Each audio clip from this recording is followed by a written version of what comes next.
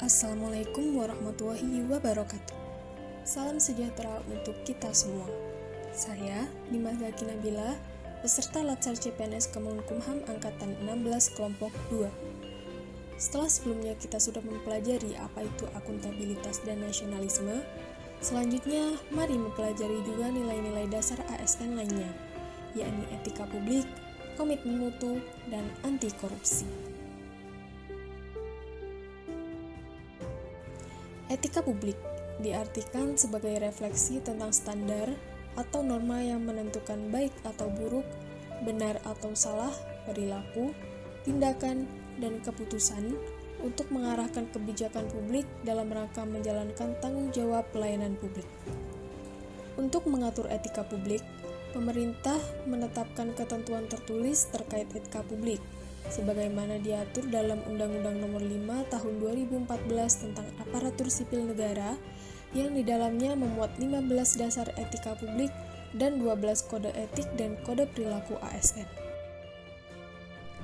Nilai-nilai dasar etika publik antara lain: memegang teguh ideologi Pancasila, setia dan mempertahankan UUD Negara Republik Indonesia tahun 1945 serta pemerintahan yang sah, mengabdi kepada negara dan rakyat Indonesia, menjalankan tugas dengan profesional dan tidak berpihak, membuat keputusan berdasarkan prinsip keahlian, menciptakan lingkungan kerja yang non-diskriminatif, memelihara dan menjunjung tinggi standar etika luhur, mempertanggungjawabkan tindakan dan kinerjanya kepada publik, memiliki kemampuan dalam melaksanakan kebijakan dan program pemerintah, memberikan layanan kepada publik secara jujur, tanggap, cepat, tepat, akurat berdaya guna, berhasil guna, dan santun, mengutamakan kepemimpinan berkualitas tinggi, menghargai komunikasi, konsultasi, dan kerjasama,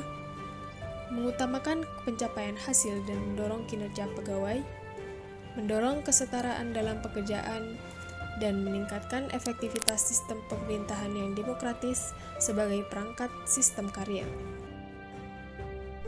Sedangkan kode etik dan kode perilaku ASN antara lain: melaksanakan tugasnya secara jujur, bertanggung jawab, dan berintegritas tinggi, melaksanakan tugasnya secara cermat dan disiplin, melaksanakan tugas sesuai dengan peraturan perundang-undangan yang berlaku, melayani dengan sikap hormat, sopan, dan tanpa tekanan, melaksanakan tugas sesuai dengan perintah atasan sejauh tidak bertentangan dengan peraturan perundang-undangan dan etika pemerintahan, menjaga kerahasiaan data yang menyangkut kebijakan negara, menggunakan kekayaan dan barang milik negara secara bertanggung jawab, efektif, dan efisien, menjaga agar tidak terjadi konflik kepentingan dalam melaksanakan tugasnya, memberikan informasi secara benar dan tidak menyesatkan kepada pihak lain yang memerlukan informasi terkait kepentingan kedinasan,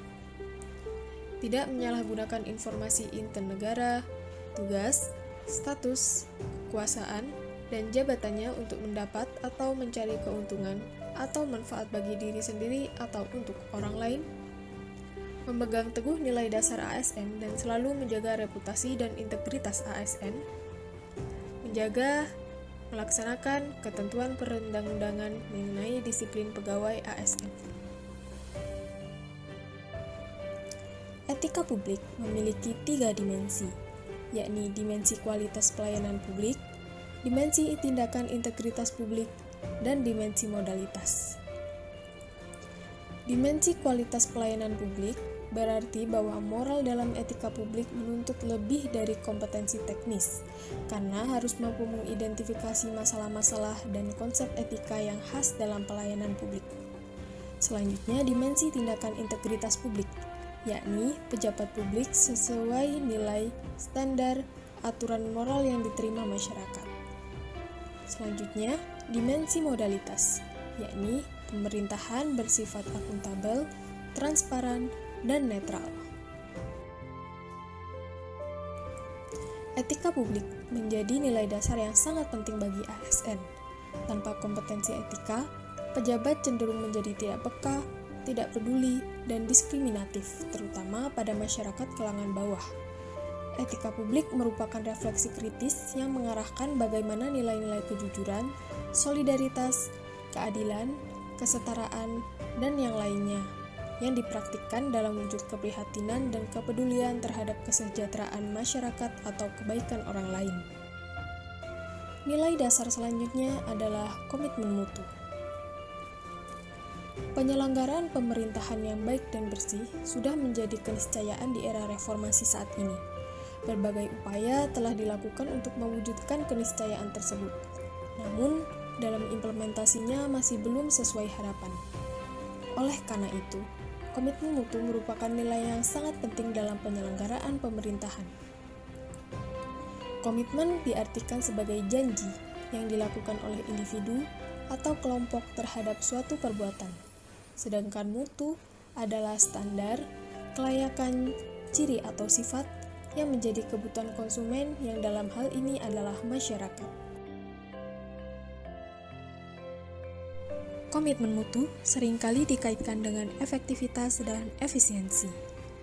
Efektivitas diartikan sebagai sejauh mana organisasi dapat mencapai tujuan yang telah ditetapkan atau berhasil mencapai apapun yang coba untuk dikerjakan.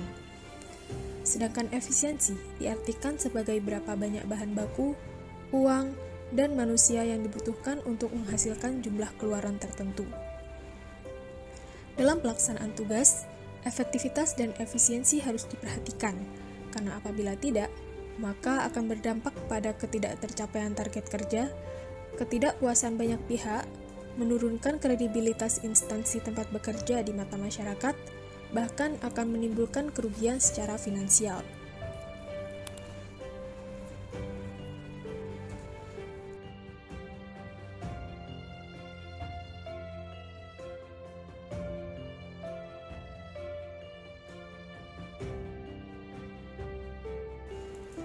Komitmen mutu juga dikaitkan dengan inovasi.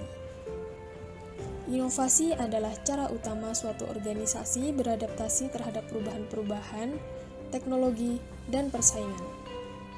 Inovasi dapat diwujudkan dalam bentuk produk, layanan, metode kerja, dan sumber daya.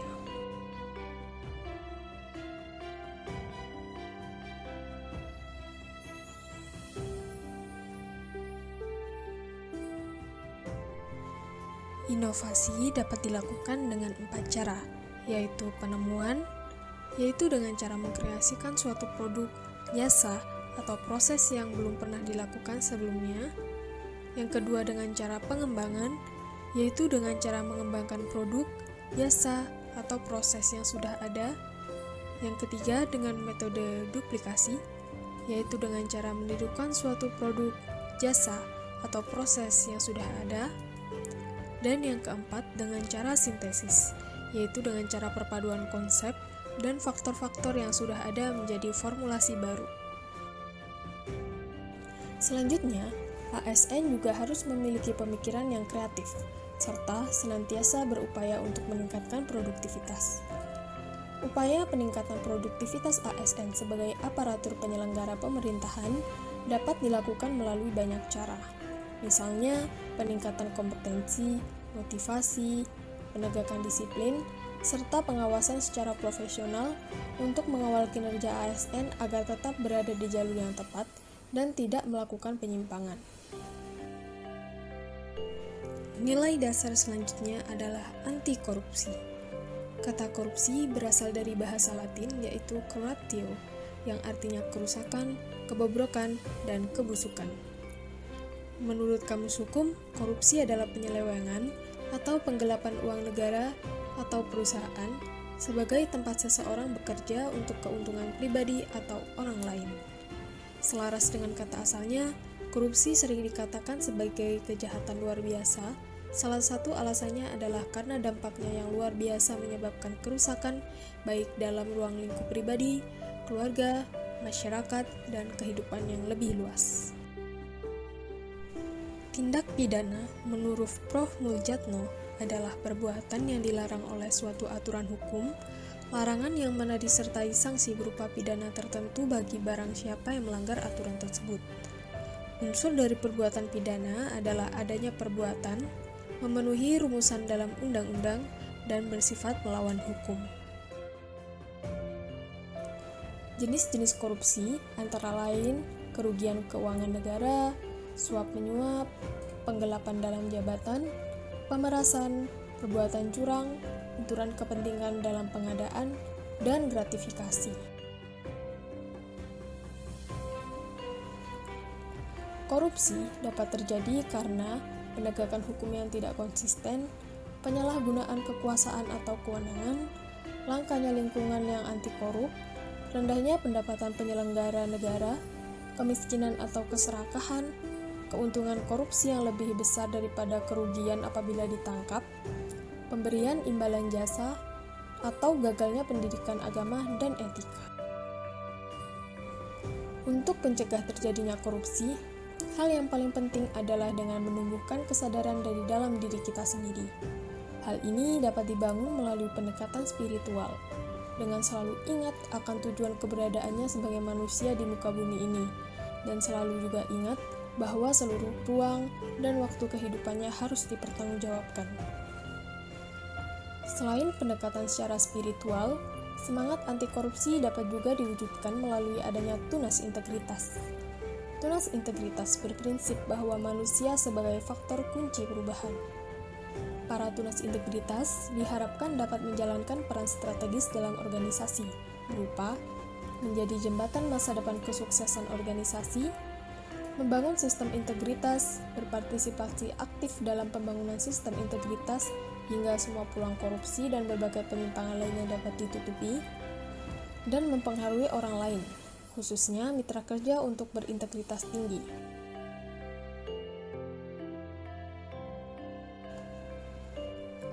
Tidak hanya mengandalkan tunas integritas, sebagai ASN kita juga harus menerapkan perilaku anti korupsi dalam diri kita sendiri. Komisi Pemberantasan Korupsi bersama dengan para pakar telah melakukan identifikasi nilai-nilai dasar anti korupsi dan dihasilkan sebanyak 9 nilai anti korupsi, yakni jujur, peduli, mandiri, disiplin, tanggung jawab, kerja keras, sederhana, berani, dan adil. Nilai-nilai dasar anti korupsi harus diinternalisasikan dalam diri kita masing-masing, atau dalam kata lain menginternalisasikan integritas. Internalisasi dapat dilakukan dengan dua cara, yaitu pendekatan inside out dan pendekatan outside in. Internalisasi integritas akan maksimal ketika kita mampu menggabungkan kedua pendekatan tersebut melalui yang pertama, lingkungan yang berintegritas, misalnya dengan memperbanyak hidup dalam lingkungan yang positif. Yang kedua, proteksi integritas, misalnya pastikan pengaruh lingkungan yang negatif tidak masuk dalam pikiran diri sendiri. Yang ketiga, perubahan sistem nilai, misalnya jika pengaruh sudah masuk dalam pikiran atau diri sendiri, segera lakukan teknik perubahan sistem nilai agar yang negatif dapat dihapuskan dan diganti dengan yang positif. Hal lain yang dapat dilakukan oleh organisasi dalam menerapkan nilai anti korupsi adalah dengan membangun sistem integritas melalui pembangunan lingkungan yang kondusif dalam internalisasi nilai-nilai anti korupsi.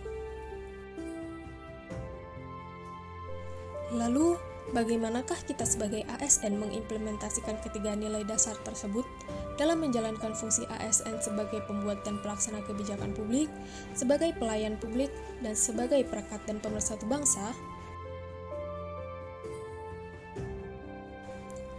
Yang pertama, sebagai pembuat dan pelaksana kebijakan publik. Dalam kaitannya dengan etika publik, tentu sebagai ASN kita wajib menaati prosedur, tata kerja, dan peraturan-peraturan yang telah ditetapkan oleh organisasi pemerintah. ASN harus menghindari adanya konflik kepentingan dalam pelaksanaan tugasnya, dengan tetap mengutamakan kepentingan masyarakat dalam membuat dan melaksanakan kebijakan publik. Dalam kaitannya dengan komitmen mutu, tentu kita dapat senantiasa berupaya memperbaiki mutu layanan kepada publik, antara lain dengan memahami fungsi, tugas pokok, dan peran kita masing-masing, menjalankan pekerjaan sesuai dengan kompetensi yang dimiliki, serta merencanakan target mutu layanan yang akan diberikan. Selanjutnya, dalam kaitannya dengan anti korupsi, kita sebagai pembuat dan pelaksana kebijakan publik harus mematuhi dan menegakkan peraturan yang sudah ada, serta senantiasa menjadi pribadi yang lebih bersih, jujur, dan anti korupsi.